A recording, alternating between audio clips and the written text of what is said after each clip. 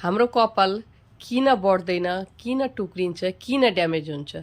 हामीहरू केयर त गर्छौँ, तर हामीहरूले त्यस्तो राम्रो केयर गर्दैनौँ भनेरै हाम्रो कपाल अहिलेसम्म त्यति राम्रो हुन सकेको छैन। र हेर्नुहोस् आजको यो भिडियो कसरी हामीहरू कपाललाई लामो बनाउनुपर्छ, ड्यामेजबाट बचाउनुपर्छ। मैले आज लिएको छु सेम्पू क्लिनिक प्लस।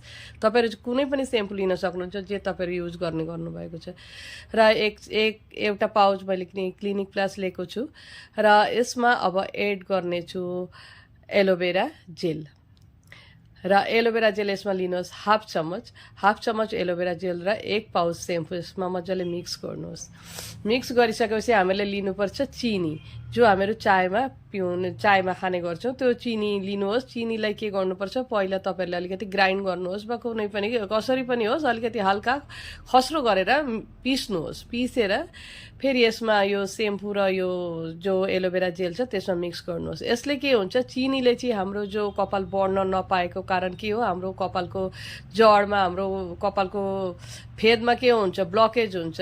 त्यसो हुँदाखेरि के हुन्छ, हामीहरूको प्रपर स्काल्पले अक्सिजन पाएको हुँदैन, हावा पाएको हुँदैन, ब्लकेज हुनाले गर्दा हाम्रो कपाल बढ्दैन। र यो चिनीले चाहिँ हाम्रो ब्लकेजलाई खोल्न मद्दत गर्छ। र यसलाई यो तीनटालाई मजाले मिक्स गर्नुहोस्। मिक्स गरेपछि हाम्रो कपालमा लगाउनुहोस्।